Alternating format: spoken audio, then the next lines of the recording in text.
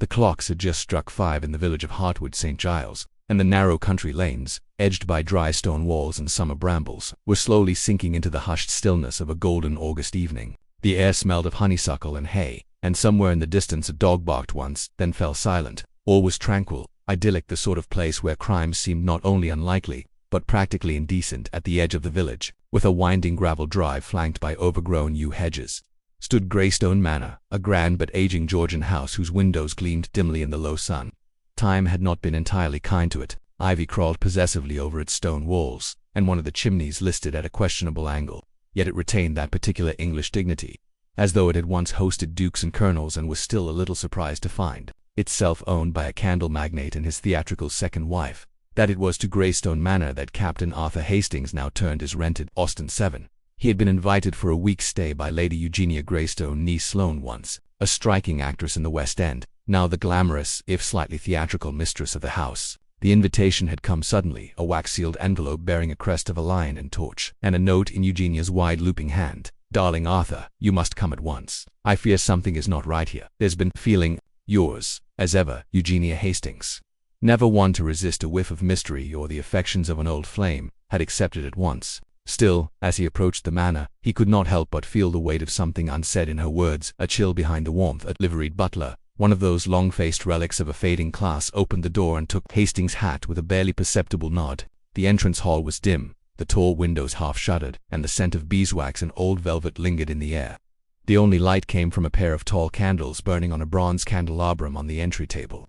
Hastings found them oddly symbolic, as if the house had lit a vigil. "Captain Hastings," came a voice, smooth and faintly amused.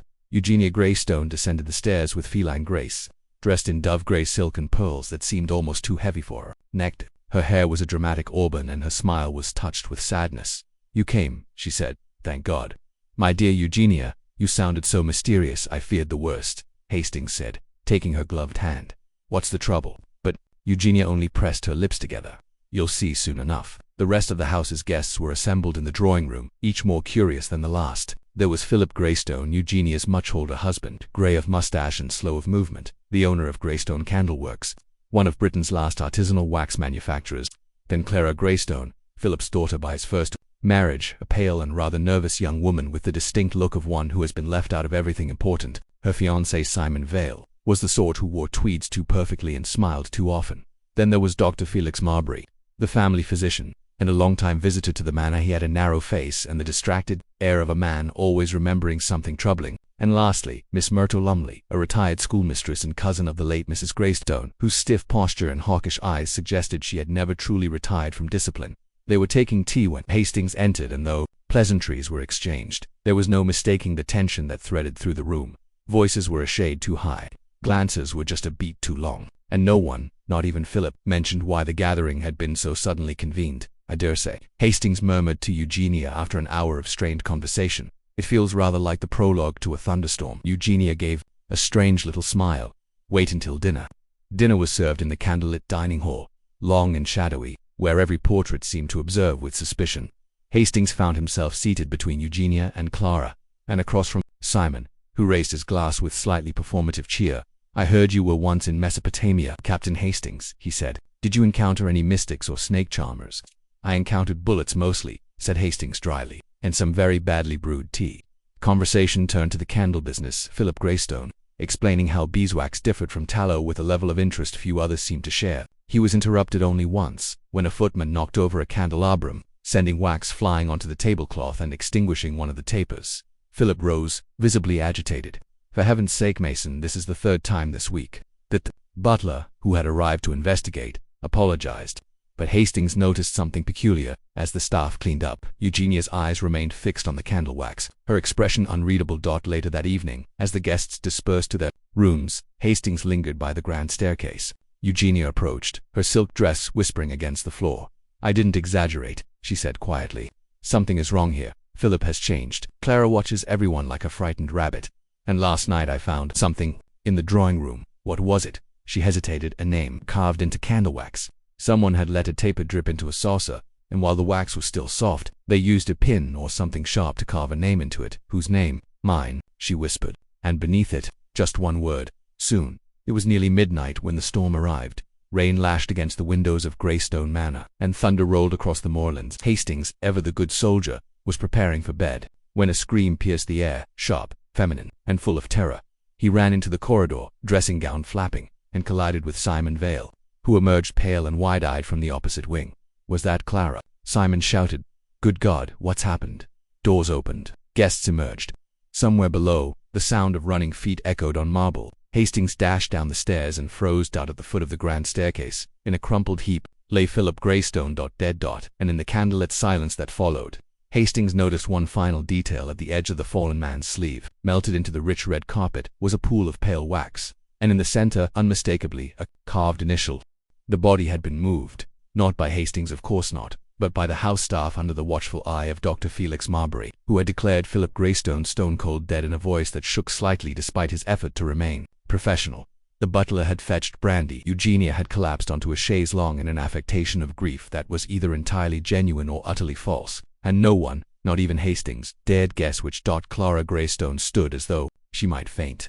Simon hovered near her protectively, whispering endearments that felt slightly too public. Myrtle Lumley demanded repeatedly that the police be summoned at once, though her gaze strayed more often to the wax-stained carpet than the corpse itself. And yet, despite the swirl of activity and alarm, one thing stood out in Hastings' mind like a jagged splinter of glass. The wax dot, it hadn't merely dripped, it had pooled, thick and slow, as if deliberately held in place, and someone, with a disturbingly steady hand, had carved into it. The initial was difficult to miss, a single E. He glanced at Eugenia. Had she seen it too? She met his gaze but said nothing. By morning the storm had passed, but the mood in the manor remained dark. Rain had washed the garden paths clean, but inside, nothing had been scrubbed away. Grief lingered awkwardly. Accusations danced silently behind polite expressions. Inspector Herrick from the local constabulary arrived mid-morning, an honest sort, mustached and solid, but not what one would call imaginative. "Death appears accidental," he declared after reviewing the body. "Blunt force trauma from the fall. Possibly misstepped in the dark during the storm. Slippery stairs. Man of his age. Not unlikely." "But the wax," said Hastings. "There was a pool of candlewax next to the body, and an initial carved in it." Herrick frowned. "Wax?" "Yes," said Eugenia quietly, stepping into the conversation that was shaped deliberately, not natural. Herrick rubbed his chin. "Could have been coincidence. Guests were using candles last night due to the outage, and wax can do strange things when it cools." "Not that strange," Hastings muttered. But Herrick had already moved on. It was not long after lunch, while the guests picked at barely touched food and silence pooled at the edges of the drawing room, that a car was heard crunching up the gravel drive. A small, immaculate black motorcar pulled into the circle, and out stepped a figure so incongruous, so utterly unlike the somber grays and browns of the manor's morning, that everyone in the room rose in instinctive recognition. Hercule, resplendent in a tailored dove-gray suit with a perfectly balanced bowler hat and a cane of dark polished wood, regarded the house as one might regard a stage before a performance. His eyes, dark and sharp, flicked over the windows, the ivy, the stone steps still wet with rain. "My dear Hastings," he said, as he entered the hall moments later. "I arrived as soon as I could." Hastings leaped up. "Poirot." "But how?" "I received a telegram from Lady Greystone yesterday," said Poirot, removing his gloves with precision. "A very theatrical one, I might add. She suspects murder." "Does she not?" But Eugenia, sitting nearby in a shawl of heavy black lace, offered a faint smile. "I do, and I've every reason to." Poirot's eyebrows rose, curious. "Then let us begin at the beginning, madame, and perhaps later, if I may. I should like to see the candle." They took tea in the solarium. Poirot listened more than he spoke, sipping with dainty care from the edge of a rose-patterned teacup, asking the occasional quiet question. "Who discovered the body?" he asked. "I did," said Clara in a low voice. "I had just come down the stairs. I saw father lying at the bottom. At first I thought he'd dropped something. Then I saw the blood." "Had you heard anything unusual before the fall?" She shook her head. "Only the storm. The wind was dreadful, but nothing. No voices or shouting." "And the others?" Poirot turned to the room at large. "Where were you all at the time?" Simon cleared his throat. "I had gone to the library. I heard the scream and ran to the landing. Miss Lumley in my room, reading." She pursed her lips. "I do not wander the halls like a ghost." "And Dr. Marbury?" "I was in the study," said the physician, going over some notes on Philip's health. He had suffered mild hypertension, nothing severe. Poirot nodded slowly. "Ah, that is interesting." Then he asked, quite suddenly, "Who lit the candles last night?" The question was so odd, so seemingly unimportant, that it drew a silence. "I did," said Eugenia at last. "The power went out around 9:30. The servants were slow, so I lit them myself." "Were they your usual stock?" "Of course. Philip never used anything else." "Beeswax tapers," he insisted. Said paraffin was vulgar. I C1. Eugenia rose without hesitation and returned moments later with a box of Greystone Candlewax tapers. Poirot examined them closely, weighing one in his hand, running a fingertip along the smooth base. "These are not ordinary candles," he said at last. "The wax is of very fine quality." "Philip prided himself on that," Eugenia murmured. Poirot turned the box over. There, faint but visible, was a small mark, a letter impressed into the base of the cardboard, initialed Stockpure, said softly. "How curious. Tell me, do all the boxers bear this?" "No," said Eugenia, "just the special batches. Limited runs." Some of the candles were prototypes for a new line. "Ah," he said, "I see." By that evening Poirot had seen the drawing room, the grand staircase, the exact spot where Philip Greystone had fallen. He had walked the path twice, once slowly, and once again with a kind of silent ceremony. Hastings followed, puzzled, but accustomed to Poirot's peculiar process. "You have a theory?" he asked. "I have many," said Poirot, "but none are yet facts." They passed the butler Mason polishing silver at the sideboard. Poirot paused. "Tell me, monsieur," he said, "did your employer often walk alone at night?" "Rarely," said Mason without hesitation. "He was not a restless man. Usually took a brandy and retired." Poirot nodded. "And this candle," he said at last, turning to Hastings as they returned to the drawing room. "The one with the wax that bore the E, it has vanished." "No." "Yes," said Hastings. "By the time Herrick arrived, it was gone. The staff claimed no knowledge of it." "Someone has removed it deliberately," Poirot said, eyes narrowing. "They wished to erase the message. But as always, mon ami, one must not merely ask who had the opportunity to carve the wax." He leaned forward slightly. "One must ask who had the desire to do so." The next morning at Greystone Manor broke clear and cool. The heavy storm had passed, leaving behind a strange clarity in the air, a deceptive freshness, as though nature itself was attempting to wash away the shadows left by Philip Greystone. Death. Hercule Poirot was up early, taking a solitary stroll through the rose garden in a pale linen suit, his polished shoes somehow avoiding every patch of damp earth. To the casual observer, he might have seemed simply enjoying the morning, but Hastings, who had joined him after a perfunctory breakfast, knew better, admiring the grounds. Hastings asked lightly. "Oui, the roses are agreeable," Poirot replied, pausing beside a white bloom. "But it is not the flowers I examine." He plucked a fallen petal from the gravel path. "You see, Hastings, the crime is like a garden. It has its flowers and its thorns, and somewhere in the soil a single seed of truth. It is our task to find it." Hastings could not help but smile at the metaphor. Any luck with seeds? Yet Poirot gave a small, secretive shrug. "Come, let us visit the workshop." The candle workshop was a converted stone outbuilding behind the manor, surrounded by hedges and shaded by a pair of leaning oaks. Inside it was surprisingly modern long tables lined with copper molds, shelves of wax blocks, drawers of wicks, and a faint scent of honey and smoke. The room bore the pristine order of an obsessive craftsman. "Philip Greystone worked here daily," said Eugenia, who accompanied them, her voice hushed as though the place was sacred. "Even after the factory expanded, he kept this space as his private laboratory. No one else used it." Poirot ran a finger along the edge of a workbench. He opened a drawer. Wax samples, neatly labeled, alphabet. Another held brass letter stamps, tools for marking the bottom of candles. Perhaps he examined them one by one, and finally selected one, holding it up in the light. "H," he murmured, "for honeyblend, perhaps, or," he trailed off. "And this," he added, holding up a second stamp, a blocky slanted E. Eugenia paled. "That's the same letter, the one I saw in the wax." "Indeed," said Poirot. "Do you recognize the carving hand?" "No," she said faintly. "But Philip always stamped the batches himself." "And did anyone else have access?" She hesitated. "The door was always locked, but Philip trusted Dr. Marbury. He was the only one I ever saw in here unsupervised." "Merci," Poirot said gently. Later that morning, Poirot requested private interviews with each member of the household. He conducted them in the drawing room, where he sat in a high-backed chair like a magistrate, tapping his fingers together in thought. Miss Myrtle Lumley was first. She sat ramrod straight, hands folded over her handbag like a tribunal witness. "Tell me, Mademoiselle," Poirot began, "had there been tension between yourself and the deceased?" "Certainly not," she sniffed. "I was here on family business. My late cousin Philip's first wife was a dear friend. I come every year, but this year was different." She hesitated. "The atmosphere." "Yes, Philip was on edge, distracted. I assumed it was business." "You noticed no disagreements with his new wife?" She pursed her lips. "Lady Eugenia is a woman of dramatic temperament. Philip was of sounder stock." "Indeed," said Poirot, eyes glinting. "And what of Clara?" Miss Lumley's face softened slightly. "Poor child. She was afraid of him, though she'd never say it. He held the purse strings, treated her like a fragile heirloom. Did she stand to inherit much?" "Not if Eugenia has her way," Miss Lumley said sharply. "Philip was rewriting his will. Everyone knew." "Did he finish it?" She paused. "I don't believe so." Poirot nodded once. "That is all for now."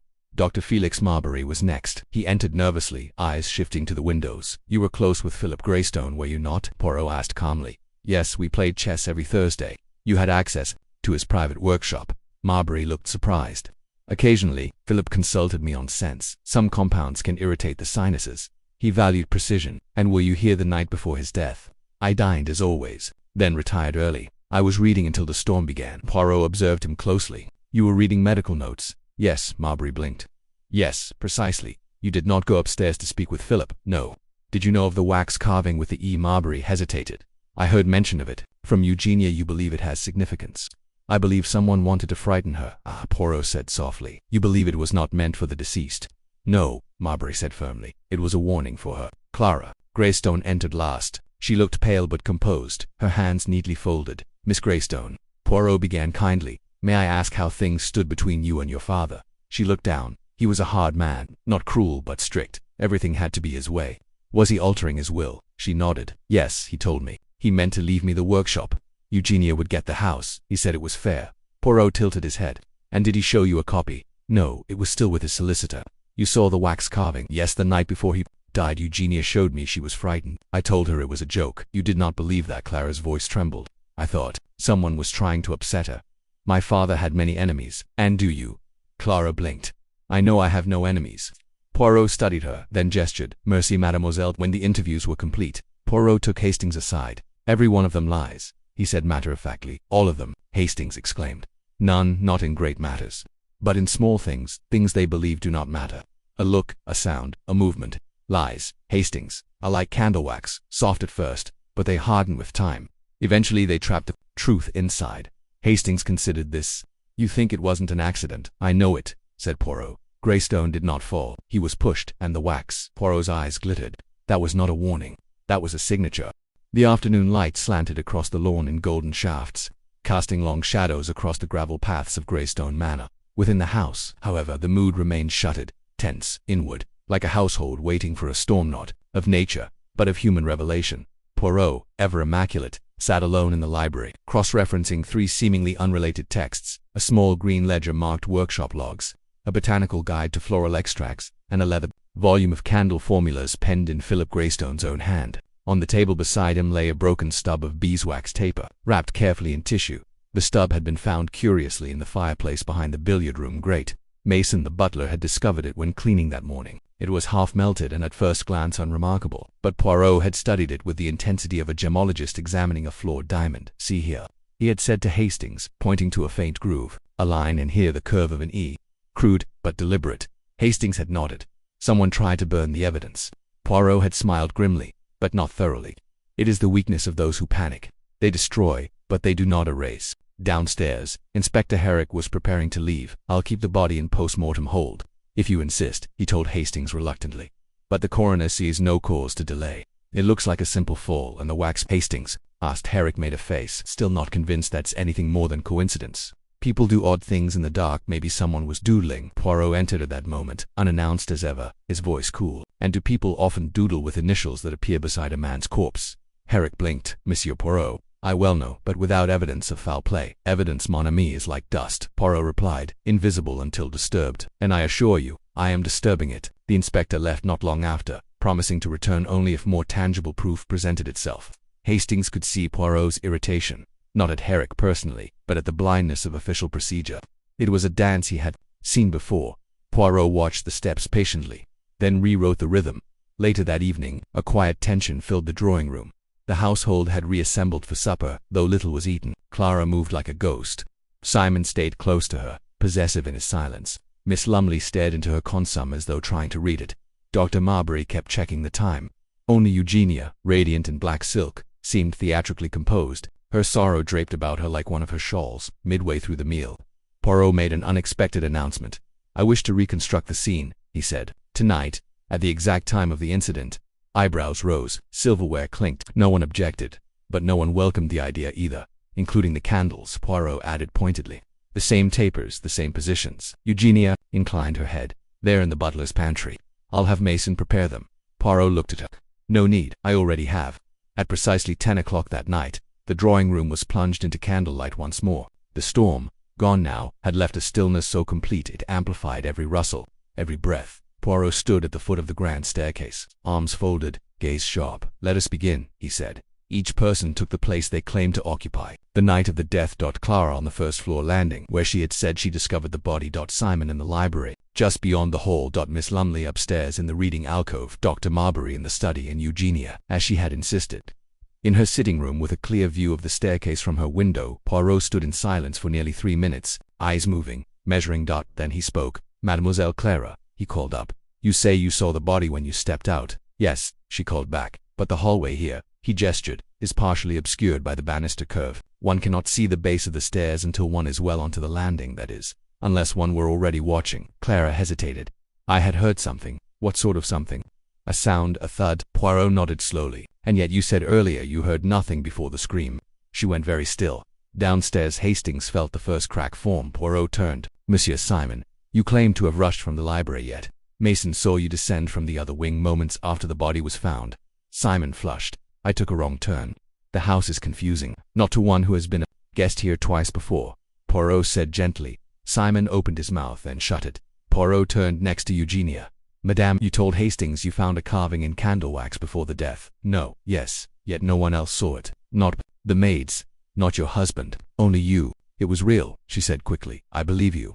But tell me, was it this?" Poirot held up a saucer with freshly poured wax and an identical E carved in it like this. Eugenia stared. Her voice dropped to a whisper. "Yes." "Then, this is very strange, madame, for the candle used in that carving was from a batch marked not for public sale, but a private order, one only produced for a short period, a test run. And you," he turned to the group, "you, Dr. Marbury, received 3 such boxes, one for personal use." "Why?" Marbury paled. "Philip asked me to test scent reaction for migraines." Poirot stepped closer. "Then it was you who carved the wax?" "No." Marbury shook his head. "But you knew of the batch and the stamp?" "Yes, but I never used it like that." Poirot's gaze sharpened. "So who did?" And silence fell out at last. Poirot drew back. "There's more, much more. But we must wait, mes amis, until the candle burns low." He smiled thinly. "For the truth is like wax, soft when lit, hard when cold. And soon it will harden around someone's lie." It was just past midnight when the household finally retired once more, though few among them could claim restfulness. The reconstruction had stirred something that could not be easily settled, a kind of collective unease, as if words had lit a wick in the mind of each guest, and now they waited, silently, to see what the flame would reveal. Hastings, after a stiff whiskey in the library, found himself unable to sleep. He wandered the corridor with a candle in hand, his thoughts turning over and over like stones in a tide. He came upon Poirot in the study, seated at the writing desk surrounded by an array of objects: the scorched candle stub, a magnifying lens, 2 glass vials, a pair of tweezers, and a thin strip of wax folded like parchment. "You're working late," Hastings remarked, stepping in. Poirot looked up. "Bon, you are awake. Mon ami, come. Look." He gestured Hastings forward and held up the folded wax. "What do you see?" Hastings squinted. "A sheet of wax folded." "Is that a crease?" "Indeed," Poirot said, "but not accidental. It was wrapped around something, a pin perhaps, or a matchstick, then softened, imprinted, and discarded." "Discarded?" "Behind the bookshelf." Poirot tapped the floor. "I found it by accident, or rather by symmetry. There was one book out of alignment." Hastings nodded slowly. "And what does it mean?" Poirot set the wax down with care. "It is evidence, my friend, of intent. Someone shaped this wax, deliberately. For what purpose, I do not yet know. But it is a second clue. And the second clue, as you know, is never coincidence." Morning broke with grim tidings. Mason, the butler, found one of the workshop windows smashed from the inside. The small, dusty storeroom in the back had been ransacked. Several candles were missing. As was a box of carving tools and one of the metal stamps. Poirot arrived almost immediately, Hastings in tow. There was no forced entry, Mason insisted. Flustered. "No one from outside could have done it." Poirot knelt by the broken glass. "Correct. The fracture is from pressure within. Someone inside the house staged a break-in." He pointed to the floor. "And look, wax flakes. Someone dropped a freshly carved taper." He picked up a piece and examined it. "Still warm last night. The saboteur came after dinner." "Who would do that?" Hastings asked. Poirot rose. "Someone attempting to confuse us, to suggest the wax carving was planted by an outsider. But it is clumsily done." He turned to Mason. "Have any of the guests asked to access the workshop since the death?" Mason hesitated. "Only Miss Clara." Clara Greystone was seated at the piano in the drawing room, her fingers moving lightly over the keys, not to play, but to fidget, to avoid silence. She looked up as Poirot and Hastings entered. "Miss Greystone," Poirot said gently, "may I ask why you visited the workshop last night?" Clara flinched. "Who said I did?" "No one need say it, but the butler saw you enter." She drew in a breath. "I wasn't doing anything wrong. Then what were you doing?" She was silent a long moment, then finally said, I went to look for my father's sketchbook, the one he kept designs in. Why? Because, her voice cracked, because I'm not sure he was going to leave the business to me after all. I wanted to know what he was planning. I thought the sketchbook might show me, and did it? No, she said, shaking her head. The drawer was empty. Poirot watched her closely. Did you break the window? She looked genuinely startled. No, why would I? Poirot considered this. If you find the sketchbook, he said quietly, bring it to me immediately. Even a single page may prove important. She nodded, but her eyes were far away. After Clara left, Hastings leaned toward Poirot. Do you believe her? Yes, Poirot said. She lied about going in, but not about what she sought. She is lost, not guilty. Hastings frowned. Then, who planted the broken glass? Poirot's reply was cool and immediate. Someone clever enough to know how suspicion grows in darkness, but not clever enough to realize that the glass broke outward. That afternoon, Poirot sat once more with Lady Eugenia in her sitting room. She had changed into violet, a subdued but carefully chosen color. There is something I must ask, Madame Poirot said softly. About your past. She raised an eyebrow. Which one? I have several. He gave a small smile. That one involving Charles Vale. Eugenia's poise faltered. Simon's older brother, she asked, just so. Eugenia looked away. He was a regrettable chapter. Regrettable because of your affair. She said nothing, or regrettable because he died suddenly from a supposed heart defect shortly after changing the beneficiary of his life insurance. Now she stared. Are you suggesting I had something to do with that? I suggest nothing, Poirot replied calmly.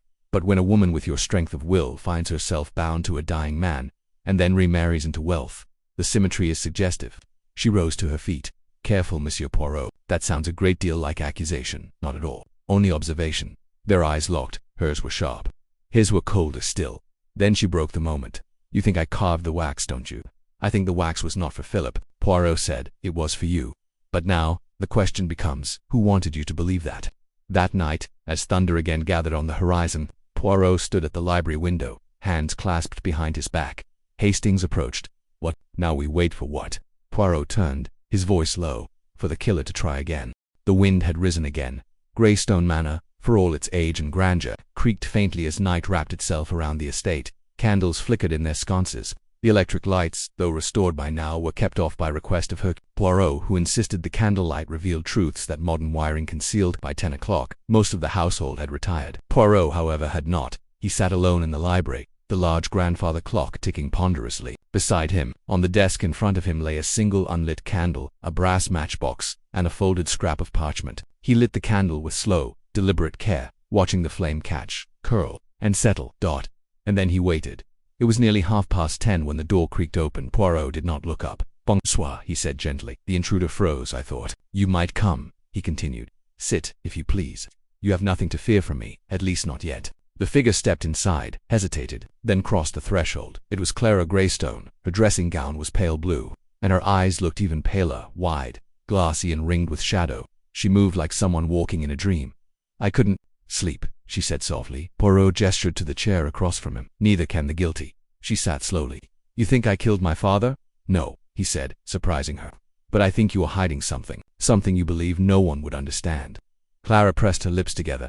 He wasn't always cruel, just controlling. He wanted everything to stay exactly as he imagined it. His company, his house, his daughter. I could never change, not even grow up. Poirot nodded, listening. You resented him, yes. But resentment, he said quietly, is not the same as murder. She looked up sharply. You said someone would try again. Has someone? Poirot folded his hands. Not yet, but they will, because the first attempt failed. Her voice dropped. You think father was the wrong victim? He looked at her levelly. I think the person who killed him meant to frighten someone, and their game went further than intended. Clara blinked. You think it was a warning gone wrong? Poirot paused. Then I think someone meant to send a message with the wax. And Philip Greystone ... got in the way. The next morning, Poirot rose earlier than usual. By the time Hastings had dressed and come downstairs, he found Poirot standing in the dining room, holding an envelope delicately between two fingers. What's this? Hastings asked. A letter, Poirot said. Delivered by hand. No stamp. He handed it over. The paper was creamy, heavy, expensive. The handwriting careful and slanted. Monsieur Poirot, you are too close. The candle burned once. Do not make it burn again. E. Hastings frowned. It's unsigned. Except for the initial, Poirot said. The same as in the wax. You think the killer wrote this? No, I think the killer wants me to believe that. He looked thoughtful, and that is almost as useful. He set the letter aside. We must speak with Simon Vale. Simon was in the garden, pruning roses with more enthusiasm than skill. He turned as they approached, offering a smile that didn't quite reach his eyes. Morning, gentlemen. You received a warning, did you not? Poirot asked directly. Simon blinked. I beg your pardon, a note, a message, a candle, perhaps. Simon hesitated. I don't know what you mean. But you do, Poirot said smoothly, because you have always known more than you said. You see, Monsieur Vale, I have spoken to the clerk at your father's old firm, the one that handled Charles Vale's estate. Simon paled. They told me something curious, Poirot went on, that the beneficiary of Charles's life insurance had been changed not to Eugenia Greystone but to you. Days before his death. Simon said nothing. Poirot tilted his head. Which makes sense. Eugenia in mourning would not draw attention, but you were his heir. You accepted the money. And now you are engaged to Clara, which gives you a stake in Greystone, Candlewax. Hastings raised his brows. That's quite the inheritance. Simon clenched his jaw. What are you implying? That perhaps you carved the wax, hoping to scare Eugenia. Perhaps you blamed her for your brother's death. Perhaps you wanted her to believe someone was watching her. I didn't kill Philip Greystone, Simon said flatly. Ah, Poirot said. But you did frighten her. Simon didn't answer. Poirot turned. Come, Hastings. Let us visit Miss Lumley. Miss Myrtle Lumley received them in her small upstairs suite with a frosty demeanor. Her books were arranged in military order, her teacup on a precisely embroidered coaster. You believe Eugenia is in danger? She asked, setting the cup down with a snap. I told you she was a serpent. Madame Poirot said softly. What did Philip Greystone fear most? She looked surprised. Losing control, I suppose, of his company, of Eugenia. Did he confide in you? Sometimes he thought Eugenia was manipulative, but he also admired her in a strange way. I think he suspected she had a lover. A lover, Miss Lumley sniffed. There were late-night calls, letters hidden in books. Once I saw her speaking in the garden to Dr. Marbury, quite heatedly. Poirot's eyes narrowed. And did Philip confront her? He planned to, she said. But he died first. Poirot gave a slight bow. Merci, mademoiselle. Downstairs, Hastings exhaled. This is spiraling, oui, Poirot said. But in a spiral, the center always reveals itself. We are close. They paused outside the workshop. Poirot pushed the door open. It had been left unlocked. On the work table was a single candle, but this one was different. It had no wick. Instead, embedded inside, clearly visible, was a rolled piece of paper. Poirot did not touch it. He leaned in carefully. Written on the note with perfect clarity were 3 words. The next burns. There are messages shouted from rooftops, and then there are the whispers burned into wax. Poirot stood motionless before the candle on the work table, his head slightly bowed, as though observing a sacred relic. The silence in the workshop deepened, broken only by the creak of the oaks outside and the quiet, uneven breath of Captain Hastings beside him. The next burns, Hastings repeated slowly. It's a threat, Maisui, said Poirot softly, and not a vague one. It is not merely a warning. It is an intention. He leaned closer, but still did not touch the candle. The paper embedded inside was yellowed slightly, perhaps by heat or simply age, but the handwriting was clean. The letters slanted and deliberate. Hastings took out a handkerchief and dabbed his brow. But who's the next? Eugenia. Clara. Poirot's reply was grave. That, my friend, is what we must now determine, and quickly. By noon, the household was gathered once again in the drawing room. Poirot addressed them formally, as though presiding over a court of inquiry. This morning, he began, a second wax message was found. In the workshop, a candle without a wick, but with a message sealed inside the wax. It read, "The next burns." Gasps rippled through the room. That's a threat, Clara whispered. To whom? Poirot looked at each of them in turn. That is what I intend to discover. But first, I must ask questions. You will answer simply. No hedging, no half-truths. He turned first to Simon Vale. Monsieur, did you at any point in the past week enter the workshop after hours? Simon hesitated. Yes, 2 nights ago. Why? I wanted to check the wax logs. I had a theory the first carving was done using an older blend, one I remembered from visiting Philip years ago. Did you find anything? No. It looked like standard beeswax, but someone had tampered with the molds. Poirot raised an eyebrow. Tampered? Simon shifted uneasily. One of the molds had a false base, like someone had inserted a second layer. Poirot nodded, then turned to Miss Lumley. Mademoiselle, you told me earlier you believed Eugenia to be a serpent. Do you now believe she is a murderess? Miss Lumley stiffened. I think she has a gift for persuasion. Men bend to her, but murder? No, she manipulates, she doesn't kill. Poirot gave a slight nod and turned next to Dr. Marbury. You had a quarrel with Lady Greystone recently, it was observed. Marbury bristled. It wasn't a quarrel. I told her to leave Philip, that he was toxic. I was trying to protect her. Poirot's tone remained measured. From what? From being erased. He planned to cut her out of the business, possibly even the will, and that made you angry. Marbury flushed. Of course it did. They built this place as much as he did. Hastings leaned forward. Is that why you carved the warning into the wax? Marbury's mouth fell open. What? No, I would never. Poirot raised a hand. Enough, your anger is noted, not judged yet. He turned finally to Clara. Mademoiselle, the sketchbook you sought, have you found it? She shook Her head. No, I've looked everywhere. Poirot studied her carefully. And you never saw a candle without a wick? No. Poirot seemed to consider something, then tapped his fingers together. There is one more possibility, he said at last. That the first message, the E, was not for Eugenia, that it was for someone else entirely. The room froze. Who else here has a name beginning with E? Poirot asked softly. There was silence. Then Clara spoke, very quietly. My mother. Her name was Eleanor. Heads turned. Hastings blinked. Your mother. Poirot stepped forward. Philip Grace, first wife. Miss Lumley's cousin. She died in suspicious circumstances, long ago. A fall down a staircase, I believe. No investigation. Quietly ruled an accident. Miss Lumley's face had gone pale. That was 20 years ago. Poirot's voice turned colder, and yet, it is relevant, because the wax carvings may not be warnings, but accusations. Someone here believes Eleanor Greystone was murdered, and they have returned to finish what they began, or to punish someone for what was never avenged. The silence that followed was absolute. Poirot concluded. The name in the wax was not about who might die next. It was about why someone had to die at all. Later that day, Hastings found Poirot walking in the orchard, hands clasped behind his back. You believe the motive is rooted in the past, Hastings said. Poirot nodded. Yes, mon ami. The present crime is merely the echo. The candle burned once before, and no one saw the flame. Now someone wishes it to burn again, and to be seen. He stopped. The question is, who is trying to punish, and who are they punishing? That night, a third candle was found. It had not been placed in the workshop, nor hidden behind books. It had been left at the foot of Clara's bed, burned halfway down. No note, no carving, but the message was clear. The next burns. And this time, it's you. Clara's scream rang out, like the shattering of crystal in the quiet of dawn. By the time Poirot and Hastings reached her bedroom on the east wing of Greystone Manor, half the household had already gathered in their dressing gowns and nightcoats. Eugenia was holding a shawl around herself with theatrical precision. Simon was furiously demanding answers, and Miss Lumley stood in stiff horror by the door, murmuring prayers under her breath. But it was Clara, seated on the edge of her bed, pale and shaken, who held everyone's attention. It was there, she said, her voice barely more than a whisper, at the foot of my bed, burning. Poirot moved swiftly, kneeling beside the small brass saucer where the candle had been placed. The wax had pooled in a neat ring, still soft to the touch, its edges just beginning to harden.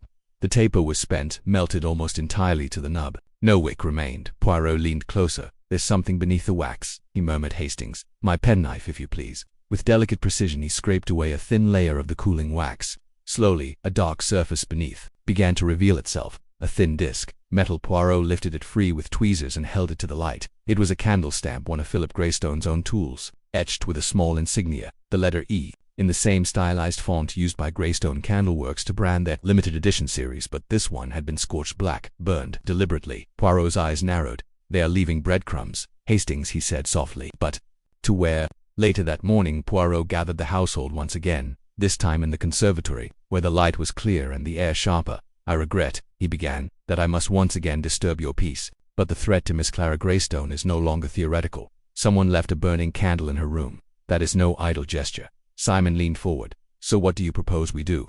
Lock the doors and postcards? No, Poirot said. We illuminate the shadows. He turned to the group. We have assumed, all along, that the killer is someone protecting a secret. But what if, and consider this carefully, the killer is not hiding a truth, but trying to reveal one? That drew murmurs. Miss Lumley frowned. Reveal what? Poirot folded his hands. A murder, an old one. A murder no one ever punished. Eleanor Greystone's death. A hush fell over the room. Poirot let the silence hang before continuing. I have now spoken to the doctor who signed her death certificate. A man long retired, living in Bath. He remembers being called after a fall. He was told she had slipped and struck her head, but he never saw the body. It had been moved. The scene was curated. He told me he had his doubts. Huge eyes glittered. Are you saying Philip murdered her? Poirot turned his gaze to her. That is one possibility. Simon stood abruptly. No, I won't have it. You're turning this into some gothic drama. This isn't a play, Poirot. It's real life. And in real life, Monsieur Poirot replied, secrets bleed. He turned to Miss Lumley. You were here when Eleanor died, were you not? She gave a brittle nod. And you never questioned the accident? I did, she said slowly. But Philip insisted she had been drinking, that she'd become unsteady, hysterical. He said it was inevitable. I didn't. She stopped. I didn't want to believe he could hurt her. Poirot's gaze was unreadable. Then perhaps, he said softly, this entire performance, the candles, the carvings, is not the work of a killer. Perhaps it is the work of a witness, someone who saw what really happened. The room fell into stunned silence. Afterward, Hastings followed Poirot out into the garden. You think someone's avenging Eleanor Greystone? I think someone saw her die, and has carried that memory like a splinter beneath the skin. Hastings frowned. But who? Clara was just a child. Too young to remember details, Poirot agreed. And yet, he stopped suddenly. The maid, he said. What maid? 20 years ago. There was a nursery maid. Eugenia mentioned her in passing during one of our early talks. She had cared for Clara, a quiet girl sent away after Eleanor's death. Hastings, Blinkty thinks she returned. I think someone did. Someone with knowledge of the Candles, the house, and the Greystone family. They returned to the manor at once and began questioning the staff. Most had only served the household for the last 5 to 10 years, but finally, in the laundry room, a nervous young maid named Lily hesitated before answering. My aunt worked here, she said, years ago, before I was born. Name was Alice Denham. Poirot's eyes gleamed. Where is she now? Lives in the village, runs the sweet shop. An hour later, Poirot was seated in a cramped parlor above Denham's sweet shop, sipping tepid tea across from a pinched woman in her 60s with graying hair and wary eyes. I remember the house, she said. And the girl, Clara, sweet child, and her mother, gentle. Poirot set down his cup. And the night she died. Alice Denham was silent a long time. I saw them, she said finally, arguing at the top of the stairs. I wasn't meant to be there. I was fetching her shawl. And then there was shouting. A slap. She fell backward, hit her head on the landing. He didn't even check if she was breathing. Poirot's voice was calm. Did you tell anyone? I told Miss Lumley. She told me to leave. Paid me off, said it was better for Clara. And you've kept the truth ever since. Alice's hands trembled. Until now. Until someone started carving names in wax. Poirot leaned forward. Was it you? No, she whispered. But someone knows what I saw. Someone wants it told. When Poirot returned to the manor, his expression was tight with thought. Found Hastings in the library. She saw it happen. Hastings asked. Poirot nodded. Philip killed his wife, and someone in this house has known it all along. He stared at the candle stub still lying on the desk, and now, he murmured, they are burning away the lies. It was a strange sort of evening at Greystone Manor, the kind of evening that breathes before something happens. The clouds outside glowed softly like gauze, and the sunset seemed more like an omen than a gift. Inside, the air was thick with unspoken questions.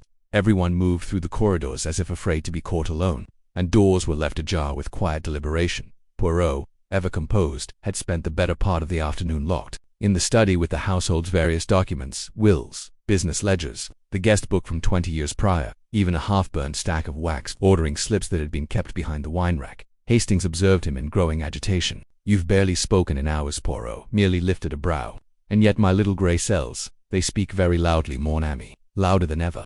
He snapped a final ledger shut and rose. It is time, he said simply. Time for what? Poirot, who gave him a look of quiet fire for revelation. The drawing-room had been dimmed once again. Poirot had requested that the lights be extinguished and the fireplace left cold. Instead, 5 tapers, tall, beeswax, hand-poured, flickered gently around the hearth. Their dancing light painted the room in deep moving shadows. The guests were assembled: Eugenia, regal and unreadable; Clara, pale and withdrawn; Simon Vale, taut as a drawn bowstring; Miss Lumley, stiff with anticipation; and Dr. Marbury, who stood just behind a chair, as if ready to flee. Hastings stood near the door, arms crossed. Poirot moved to the center of the room. Monsieur, Madame, Mies, Amos, he began. You have all endured much secrets, suspicion, fear, but I have now the whole of the truth. And tonight, I will lay it bare. No one moved. Poirot turned slowly, taking in each face in turn. We have been misled by an illusion, he said. A crime disguised as an accident. Yes, but more than that. A message disguised as a warning. A murder disguised as vengeance. A candle, hiding a match. He paused, then looked directly at Eugenia. Lady Greystone, your husband was killed. Gasps echoed. Poirot raised a hand. Not by poison, not with a gun, but with knowledge. Someone knew his habits. Knew he always descended the stairs just before bed. Knew the second tread from the top had been worn and deliberately loosened it further. He turned. That person left the wax carving not as a clue, but as a misdirection. 2-point suspicion toward you, madame. Eugenia's eyes glistened. And it worked. Yes, Poirot said, for a time. But there was one problem. The message was carved before the death. A pause, which means, Poirot said quietly, that whoever carved it was not the killer. The killer merely used it. Simon's voice broke the silence. Then who did carve it? Poirot turned to him. That, monsieur, is the final piece. He stepped toward the hearth, where one of the candles burned low. With gloved fingers, Poirot reached toward it and extinguished the flame with a hiss. Then he lifted the base and turned it over. There, scraped into the wax bottom, was a name. Eleanor gasps again. Clara pressed a hand to her mouth. Poirot set the candle down gently. This candle is 20 years old. It was crafted by hand by Eleanor Greystone. Her initials were stamped on the base, not as branding, but as personal mark. She made it in the last month of her life, and someone found it, kept it, preserved it. He looked up. Alice Denham. Murmurs filled the room. Yes, Poirot continued. The nursery maid. She witnessed Eleanor's death, and someone here knew that. Someone who found her, spoke with her, discovered the truth. He turned slowly. And that person is you, Miss Lumley. Stunned silence. Miss Lumley blinked. Poirot stepped forward. You were the keeper of Eleanor's legacy. You saw Philip manipulate her, drive her into silence. You were furious when he married Eugenia, another woman who threatened your cousin's place. You found the old candle Eleanor had made. You carved her name into wax, intending to expose the truth, not kill. He paused, but someone else took advantage of your act. Poirot turned to Dr. Marbury. You, Marbury stiffened. Ridiculous. Not at all, Poirot said gently. You had access to the workshop. You knew the stair tread was dangerous. You'd warned Philip about it months before. You knew Eugenia had found the candle carving and was frightened. You realized that if Philip died now, it would seem like the past was catching up, like the ghost of Eleanor was punishing him. You had motive, opportunity, and cruelty. Marbury's face darkened. You have no proof. But I do, Poirot said. This morning I found a brass wick cutter with traces of wax and fresh varnish hidden behind the panel in the study fireplace. The wax was a match to the candle found in Clara's room. You placed it there. You staged the threat, but Clara was never your target. You knew Eugenia would panic and seek protection from you. Poirot's voice turned razor sharp. You were in love with her. Still are. Everyone turned to look at Eugenia. Her expression was unreadable. Then, slowly she closed her eyes. Oh, Felix, she whispered. Poirot delivered the final stroke. You didn't kill for love, you killed for control. You wanted her terrified, isolated. You saw Philip's death as justice, but also as an opportunity. But like all arsonists, you got too close to the flame. Marbury lunged suddenly toward the hearth, perhaps to destroy the final candle, but Simon caught him by the shoulders and forced him back. Miss Lumley stood, trembling, and Clara wept silently. Poirot straightened his tie. The wax spoke, and we listened. The following morning broke with pale, indifferent sunlight. It streamed through the tall windows of Greystone Manor as if nothing had happened, as though death and deception had not wrapped their tendrils through its corridors, nor guilt echoed off its stone walls for 2 decades. But inside, the house had changed. Something unseen had shifted. Dr. Felix Marbury had been taken into custody just after dawn. 2 officers from the county constabulary had arrived with little ceremony and even less sympathy. Poirot had insisted they wait until the storm, both literal and emotional, had passed before carting a murderer off through the front door. Hastings had remarked that it was rather like escorting a ghost out of a haunted house. Marbury had gone quietly, without protest. Though his eyes had darted to Eugenia as he was led away, she did not return his glance. In the drawing room, Poirot stood at the hearth, watching the final traces of smoke curl from the candle he had lit only moments before. A simple, unmarked taper, one of Clara's. The wax slid slowly down its edge. I thought you might light a cigar, Hastings remarked gently as he entered. None, Poirot said. The cigar is a reward. The candle is a reminder. He turned. You see, Hastings, we are too quick to discard the past, but the past, it does not discard us. He gestured toward the faint soot still visible around the fireplace. This house burned in silence, not with fire, but with secrets, and the smoke. It choked everyone here, one way or another. Hastings crossed to the window and looked out, toward the garden. Clara seems lighter, he said, as though she stepped out from under something. Poirot nodded. She has lived all her life in a house built on a lie. Now the walls are hers to rebuild in truth. Hastings glanced back at him, and Eugenia. Poirot gave a little sigh and folded his arms. Ah, that is another matter. She is many things. Clever, proud, vain, perhaps even cruel in her way. But she is not a killer. Do you think she ever loved Philip? Poirot considered this in her fashion, but he was never her equal. She needs admiration, not just affection. And Dr. Marbury, he mistook devotion for destiny. Hastings was quiet a moment. Then, and the wax. Why that medium for the messages? Poirot smiled faintly. Because it burns, because it preserves, because it is soft enough to shape, but hardens with time, like memory, like guilt. He turned back to the candle, now nearly extinguished. The first message was grief, Poirot said. The second, fear. The third, revenge. And now? Poirot straightened. Now, there are no more messages. No more candles. Only ashes. Later that morning, Poirot took a final walk through the grounds. Eugenia accompanied him part way, her veil fluttering in the light breeze. She said little. Only once did she pause to ask, "Did I deserve all this, Monsieur Poirot?" Poirot, ever the gentleman, replied gently, "Madame, it is not for me to say what you deserve, but perhaps it is time you stopped acting in someone else's play. Life is not a script." She gave a soft, rueful smile. "Then let me write the next act," she said, and she turned back toward the house without looking back. The taxi waited at the gate. Hastings and Poirot stood beside it. "Valises already loaded. You seem tired," Hastings remarked. Poirot adjusted his cuffs. "It is the wax. It stains more than fingertips, and I do not like murder that hides behind symbols. It offends my sense of clarity." He paused, then smiled faintly, but at least, in the end, the symbols spoke. He climbed into the car and gestured for Hastings to follow. As they rolled away from Greystone Manor, Hastings glanced back at the great house one last time. The ivy still clung to the walls. The chimney still leaned slightly eastward. The windows blinked in the sun, but something was different. The shadows had lifted, the candles had gone out, and somewhere in the silence, a long-dead woman named Eleanor had finally been heard. A week had passed since Hercule Poirot and Captain Hastings left the ivy-draped chill of Greystone Manor behind.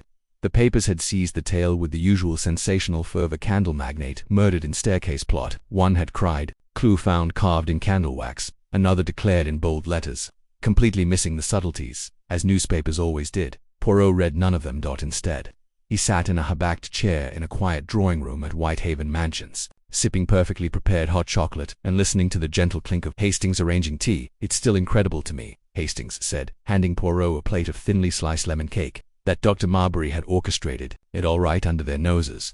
And yet, he never laid a hand on Philip Greystone directly." Poirot nodded thoughtfully. "Ah, but murder, Hastings, is rarely a matter of hands. It is a matter of the mind, of timing, calculation, will. Dr. Marbury did not push the man, but he prepared the staircase. He planted the fear, and in so doing he committed the act as surely as if he'd thrown the man down himself." Hastings shook his head. "And all for Eugenia." "For love," Poirot corrected mildly, "or what passes for love in the mind of a man who mistakes control for care." He leaned back. "What fascinates me is not merely the act of murder," he continued, "but how people believe they can shape truth as one shapes wax to suit their ends. Yet wax, when cooled, reveals all. The fingerprints, the heat, even the fault lines." He tapped a finger on the table. "It was Alice Denham who provided the key. Her memory, her silence, her knowledge. Without it, we might still be chasing red herrings." Hastings looked contemplative. "Do you think Miss Lumley truly meant—" "No harm," Poirot gave a small smile. "No harm intended, perhaps, but great harm caused. She allowed a lie to harden into fact. She watched Eleanor fall and then watched Clara grow up in the shadow of that silence. That is a crime of a different kind, not of violence, but of cowardice." He sipped his chocolate. "Justice, Hastings, is not always delivered by the police. Sometimes it is delivered by time. Sometimes by a man with little gray cells." Hastings grinned. "Still modest, I see." Poirot gave an elegant shrug. "I am as I am. The rest is candle smoke." That evening, as the sun dipped below the rooftops of London and the first city lights began to glow, Poirot lit a single taper on the mantelpiece. It was unmarked, ordinary, but he looked at it a moment longer than necessary, watching the tiny flame dance in the quiet. "The light of truth, Hastings," he said softly, "may flicker, but it never goes out." And with that, the case of the clue carved in candlewax passed into memory, its secret spent, its wax hardened, its final flame extinguished. 3 months had passed. Autumn had come to Hartwood St. Giles in full flame. The hedgerows burned red with rosehips, and golden leaves gathered like secrets at the base of the Greystone Manor gates. The scandal had cooled, though the whispers had not, and though the manor stood much as it always had, stately, reserved, and half swallowed by ivy, it was no longer the same. It had become Clara Greystone's house. She had not sold it, nor had she retreated to London or vanished to the continent, as many assumed she might. Instead, she had taken quiet possession of the house, the candleworks, and her own story. When Poirot and Hastings arrived on a grey November afternoon, she received him in the small, sunlit breakfast room that had once been her mother's. "Light a candle here every morning," she said simply. "Not for mourning, just remembrance." Poirot inclined his head. "For Eleanor, for her, and for myself. I think I've remembered more than I knew." She served them tea in delicate bone china. The air smelled of beeswax and orange peel. "I found her sketchbook," Clara added after a moment. It had fallen behind a drawer in the workshop. Pages of designs, some of them so intricate I don't think father ever knew she was that talented. Poirot said nothing, but his eyes softened. She was more than just a first wife. Clara continued. "She had ideas. She made things. She created." Poirot nodded. "The candle with her name. You preserved it." Clara stood, crossed to the mantelpiece, and opened a small, carved wooden box. Inside, nestled in velvet, was the last remnant of Eleanor's candle, only half an inch of wax remaining, the E faint but still legible on the underside. "Didn't want it to burn away," Clara said. Poirot looked down at the candle stub and then up at her. "You have made her story whole," he said. "That is more than justice. That is restoration." She smiled. "Will the papers ever stop calling it the Candlewax murder?" Hastings chuckled. "Highly unlikely. They were calling it the Wax Widow mystery in the Evening Standard just last week." Poirot frowned. "Mon Dieu, such names lack poetry." Later, as they departed down the gravel path, Hastings glanced back once more at the great house. "It feels warmer," he said quietly. "Lighter, Maze," Poirot replied.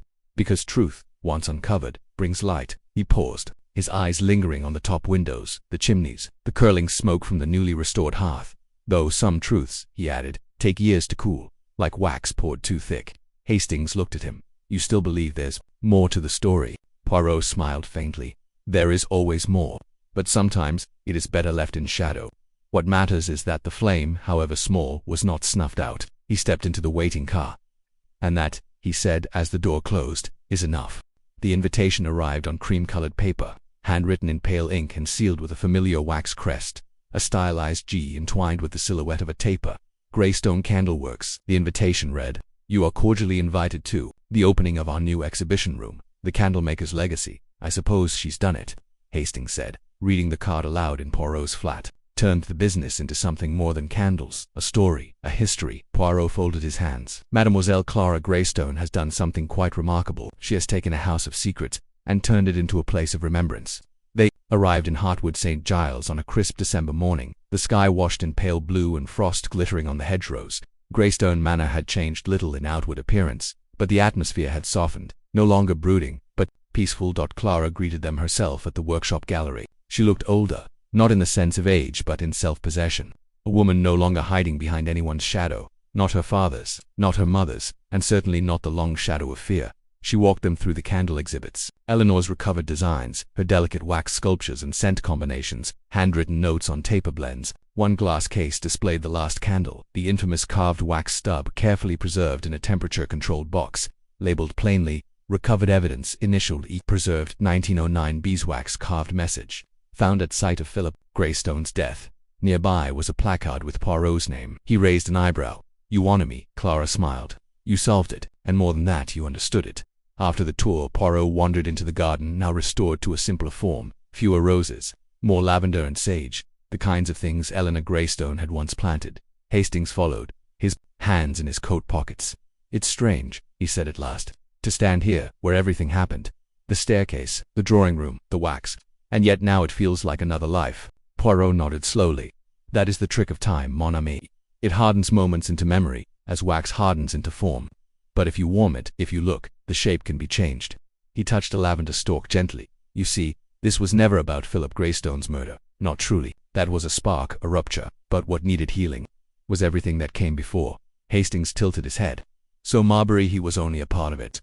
Poirot gave the faintest smile. He was the final flame, but the wick was lit 20 years ago. That night, before they departed for London, Poirot and Hastings were invited to a quiet supper by the fire with Clara and Eugenia.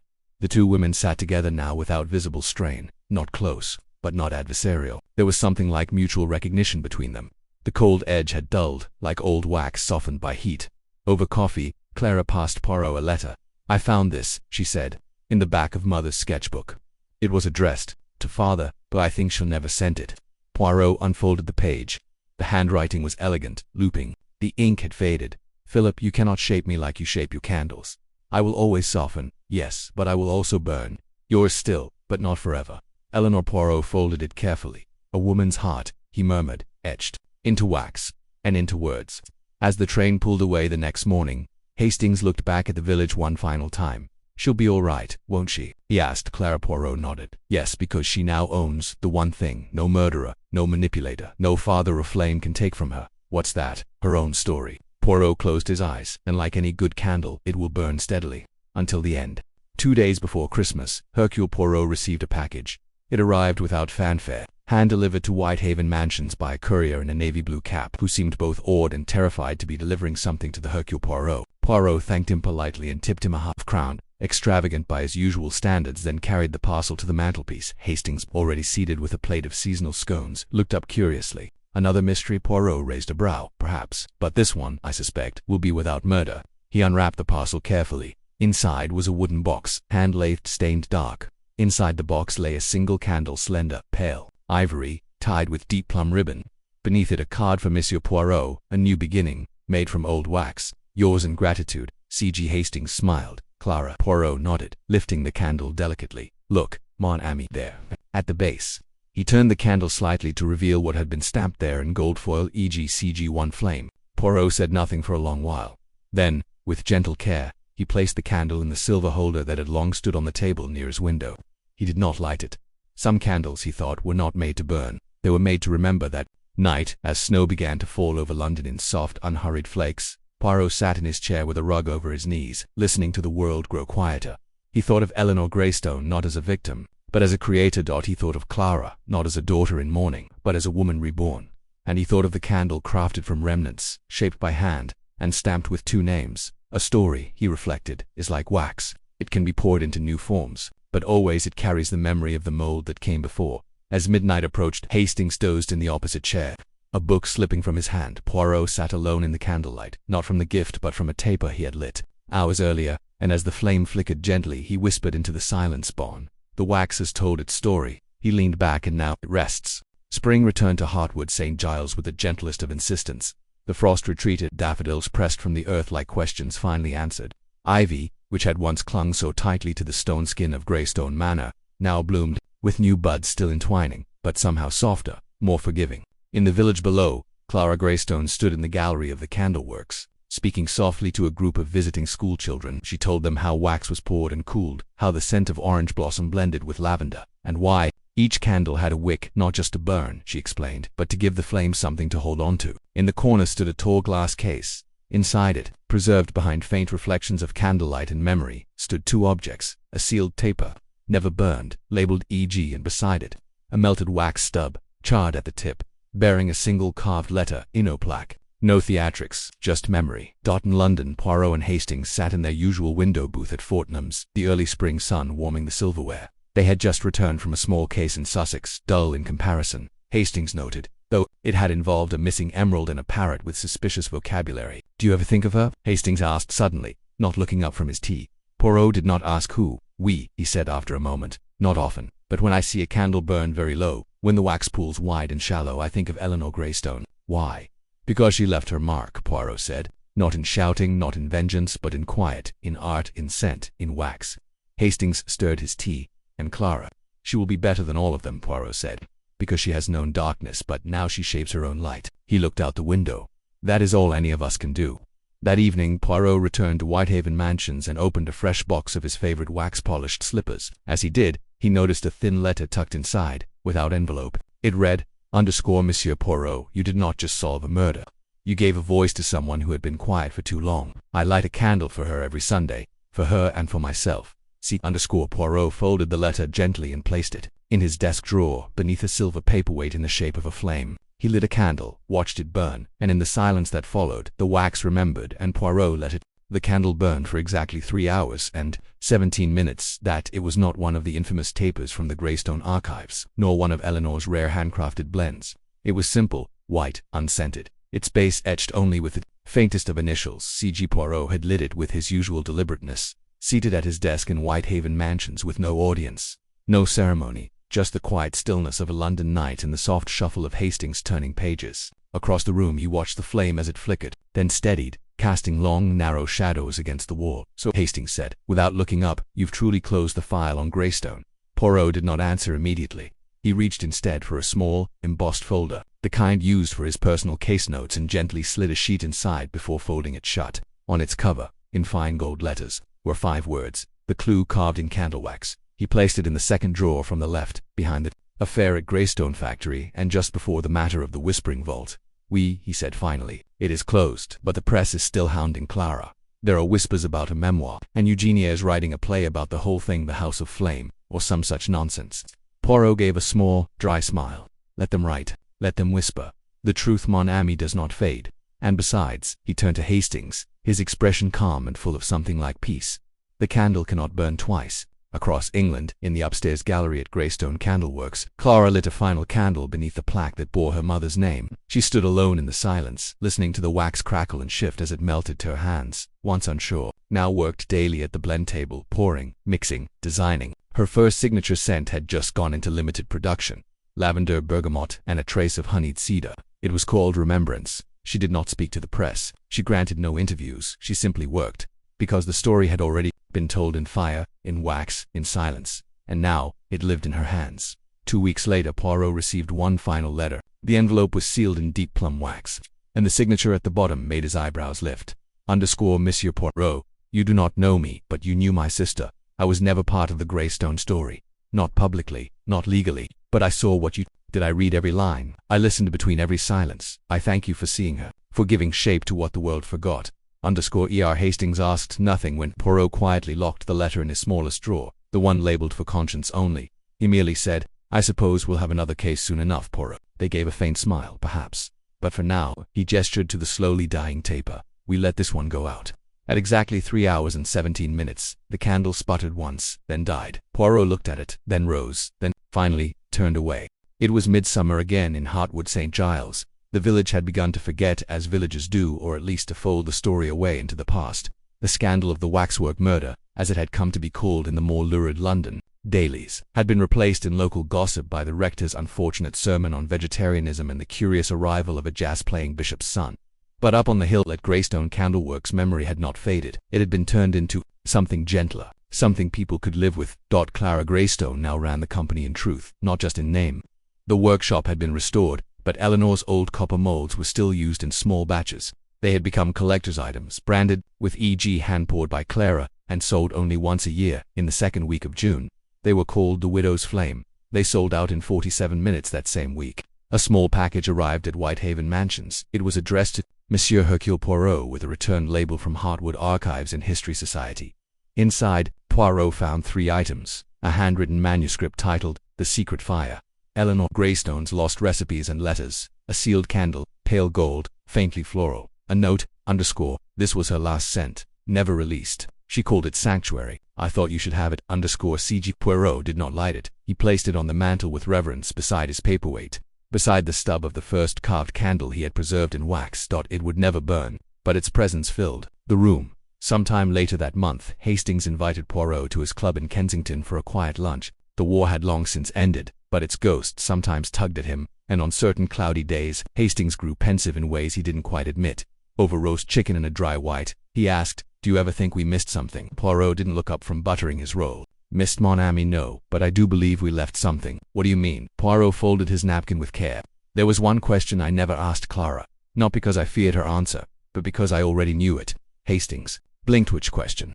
Poirot looked out the window, toward nothing in particular. Whether she remembered.